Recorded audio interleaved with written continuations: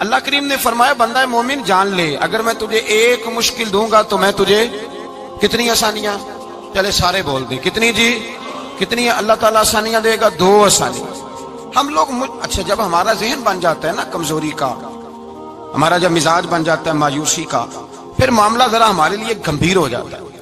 اگر ہم یہ ذہن بنائے نا کہ مشکل میرے اللہ کی طرف سے آئی ہے تو وہ مجھے آسانی بھی ضرور عطا کرے گا، تو پھر اللہ ضرور ہی آسانیاں عطا فرماتا ہے۔ اور جو مشکلات زندگی میں آتی ہیں نا، حضرت مولا علی شیر خدا رضی اللہ تعالیٰ عنہ کا بڑا خوبصورت فرمان ہے۔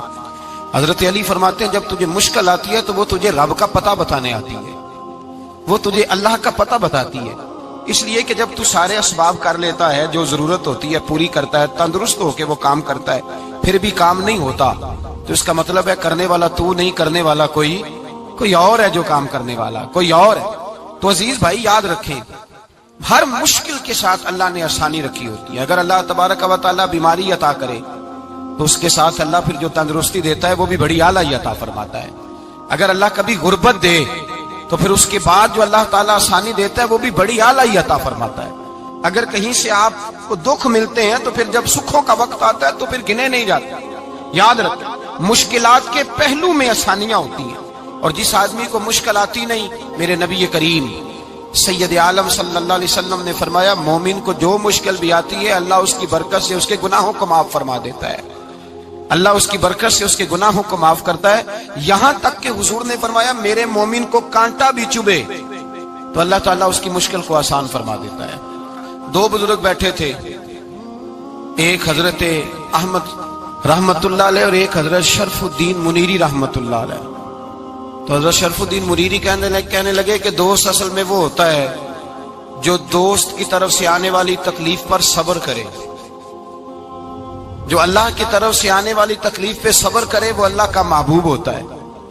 تو حضرت احمد فرمانے لگے نہیں مجھے تیری بات کی سمجھ کوئی نہیں آئی، صبر کرے وہ اللہ کا دوست ہے، مصیبت پہ صبر کرے۔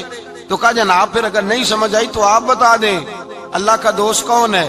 تو آپ فرمانے لگے جو محبوب کی طرف سے آنے والی مصیبت کو اس کا تحفہ سمجھ کے قبول کرے وہ اصل دوست ہوتا ہے، اس کا تحفہ سمجھ کے قبول کرے، اپنے رب کا تحفہ سمجھے، مالک کا تحفہ سمجھے کہ اس نے مجھے تحفہ دیا ہے، مجھے کسی مشکل میں ڈالا ہے۔ تو رب کریم بلا مثال و بلا تشبیہ سمجھانے کے لیے اللہ جب کسی کو مشکل میں ڈالتا ہے، کافروں کو تو اس نے موجیں کرائی ہوئی ہے، بڑی بڑی سہولتیں دی ہوئی ہیں، مشکل میں ڈب بھی ڈالتا ہے، اپنے نیک بندوں کو ہی ڈالتا ہے۔ نمرود اور فرعون کے پیروں میں کانٹا بھی نہیں چبھتا تھا، ان کو تکلیف نہیں آتی، تکلیف کسے آتی تھی؟ اللہ کے نیک بندوں کو تکلیف آتی تھی۔ حضرت رابعہ بصریہ جب تک زندہ رہی تب تک بیمار رہی، جس دن طبیعت ٹھیک ہوتی تو کہتی اے اللہ تو کہیں مجھ سے ناراض تو نہیں ہو گیا، تو کہیں ناراض تو نہیں مولا جب تو مجھے تکلیف دیتا ہے تو میں رو کے تیری عبادت کرتی، جب مجھے دکھ ہوتے ہیں تو میں سجدے میں تڑپتی،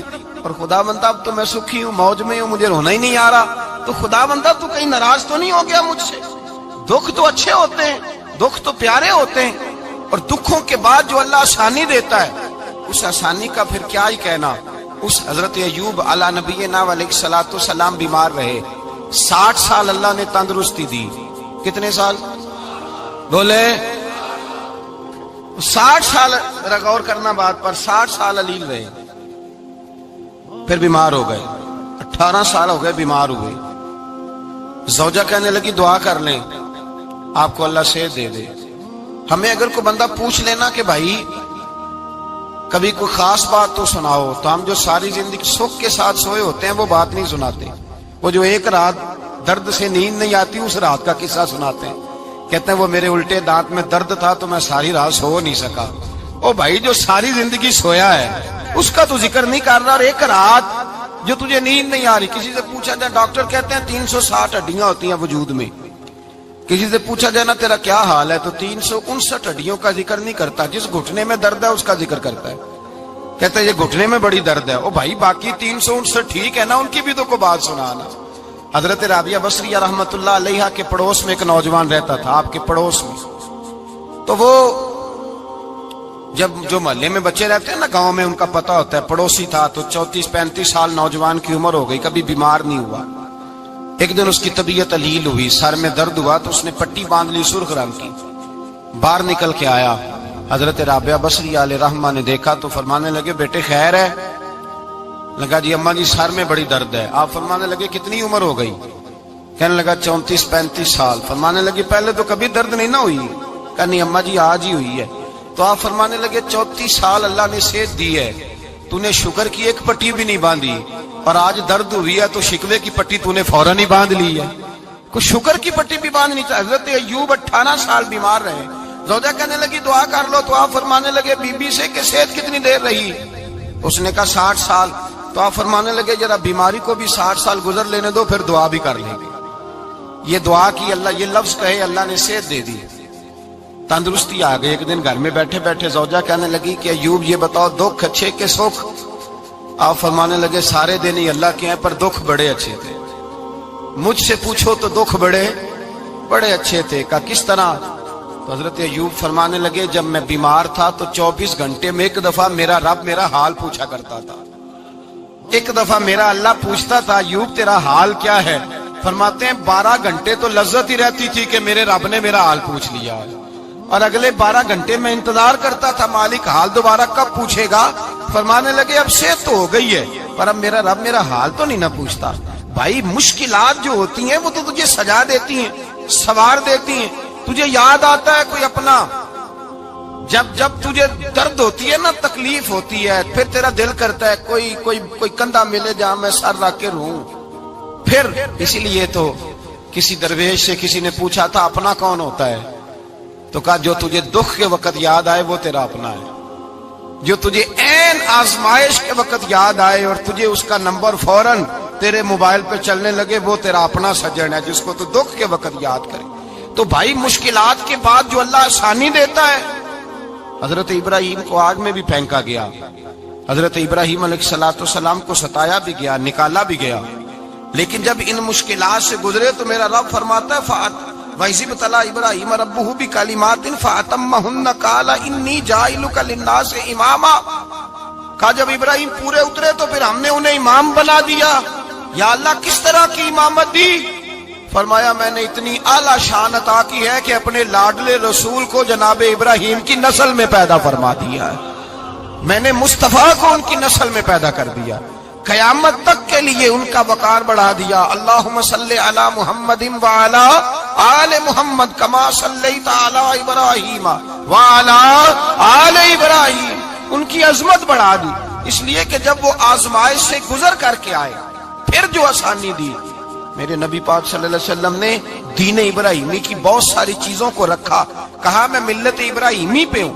جب کوئی مشکلات کو عبور کر کے آتا ہے, جب کوئی تکلیفیں سہ کر کے آتا ہے, اس کے لیے جو اجر ہوتا ہے, اس کے لیے جو پھر اللہ کتنی ذرا بڑی توجہ کیجئے گا. لوگ سمجھتے ہیں فلاں آدمی مشکل میں ہے تو شاید مشکل میں ہی رہے گا, فلاں آزمائش میں ہے تو شاید میرا اللہ فرماتا ہے ایک مشکل دے کے میں 2 آسانیاں بھی دوں گا. تم مشکل دیکھ رہے ہو, مشکل نہ دیکھو, وہ جو اس کو بعد میں آسانی آنے والی ہے, اور ڈبل جو میں اس پر نعمت کرنے والا ہوں اس کو دیکھو. حضرت یوسف کو بھائیوں نے کنویں میں ڈال دیا تھا, اور جب کنویں سے نکلے تو مصر کے بازاروں میں بکے, اور پھر زلیخا نے الزام لگایا تو حالات بگڑ گئے. حضرت یوسف کو جیل جانا پڑا. کتنی کٹھن زندگی تھی, لیکن میرے مالک کو کچھ اور ہی منظور تھا. کنویں میں گرنے والے, بازار میں بکنے والے, جیل میں جانے والے, الزام لینے والے جناب یوسف کو رب کریم نے اسی مصر کا بادشاہ بنا دیا. اللہ پاک نے اسی مصر کا حکمران بنا دیا. یاری تیری سونا پر ازمیشاں تیریاں اگ, اے سونا پرکھیا جاوند آئی پہلو نال اگاں دے لگ. اس کے لیے تھوڑا سا جتن کرنا پڑتا, تھوڑے کٹھن حالات سے گزرنا پڑتا, تھوڑی آزمائشوں کا روپ دیکھنا پڑتا. ہم چاہتے ہیں کہ ہمیں چھیڑے کوئی نہ کوئی تکلیف نہ آئے, کوئی آزمائش. یہ ہو نہیں سکتا میرے بھائی. نامی کوئی بغیر مشقت نہیں ہوا. 100 بار جب عقیق کٹا تب جا کر نگی ہوا. ہم چاہتے ہیں کہ ہمیں کچھ بھی دقت نہ آئے, مشکلات نہ آئے, اور مشکلات تو انسان کو سنوارتی ہیں بھائی, وہ تو نکھارتی ہیں. کبھی پوچھا کرو جا کر کے کسی گندم کے دانے سے کہ تو کہاں سے ہو کے آیا ہے, کہاں سے نکل کے آیا ہے, تو وہ بتلائے گا کہ بڑے مشکل مراحل سے گزرا ہوں, اور پھر اللہ نے مجھے طاقت دی ہے کہ میں انسان کے وجود کا حصہ بناؤں. تو بھائی کٹھن مراحل, آزمائشیں, تکلیفیں, یہ انسان کو بڑا انسان بنا دیتی، یہ اس کے لیے ترقیوں کا پیش خیمہ ہوتی۔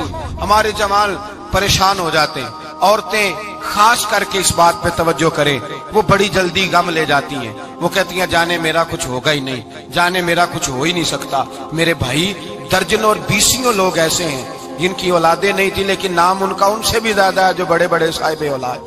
حضرت عبداللہ مزنی حضور کے غلام تھے، قبیلہ مزن کے رہنے والے، والد فوت ہو گئے، چچا نے پالا تھا، اسلام قبول کر لیا۔ چچا اسلام کا بڑا دشمن ہے، حضور کا نام آئے تو جلال کرتا، حسد اور بغض میں جل جاتا، بڑی اسلام کے ساتھ دشمنی اور عناد رکھتا ہے۔ حضرت عبداللہ کہتے ہیں پہلے تو میں عشق رسالت کو دباتا رہا، پھر یہ چنگاری شعلہ بن گئی، پھر کہ یہ ہلکا سا جذبہ سمندر اور صحرا کا روپ دھار گیا۔ فرماتے ہیں ماں تھی اور میں تھا، میں گیا جا کے چچا سے کہا میں نہیں رہ سکتا۔ کہاں جائے گا؟ تو میں نے دھیمے لہجے میں کہا میں مدینے جاؤں گا، اب میں رسول اللہ کے مدینے جاؤں گا، اب میرا گزارا نہیں ہوتا، اب میں جاؤں گا۔ کہتے ہیں چچا کہنے لگا اچھا تو وہاں جائے گا؟ تجھے میں نے پالا، میں نے پوسا، وہ مکان میں نے تجھے بنا کے دیا، تیری جیب میں جو پیسے ہیں میرے دیے ہوئے ہیں۔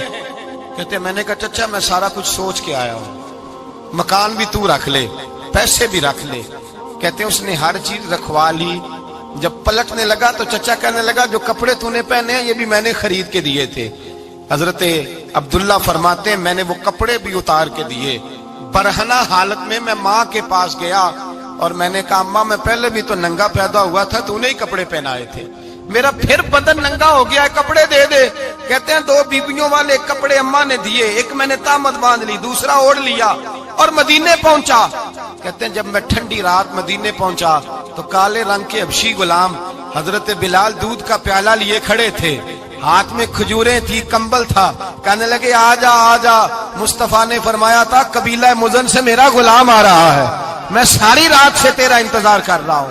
حضرت جناب سیدنا عبداللہ رضی اللہ تعالیٰ عنہ فرماتے ہیں میری مشکل آسان ہوئی، فرماتے ہیں مجھے مدینے میں اعزاز مل گیا، مجھے عزت مل گئی، ہر آدمی میری قدر کرنے لگا۔ گویا بزرگ کہتے ہیں کہ حضرت عبداللہ دعا کرنے لگے کہ اے اللہ تو نے مجھے بڑی شان دی ہے مصطفیٰ کی گود میں، اگر اسی رحمت کے چھاؤں میں پردہ کر جاؤں تو میری بات بن جائے گی۔ حضرت عبداللہ کا وصال بھی رسول اللہ کی گود میں ہی ہو گیا، گود میں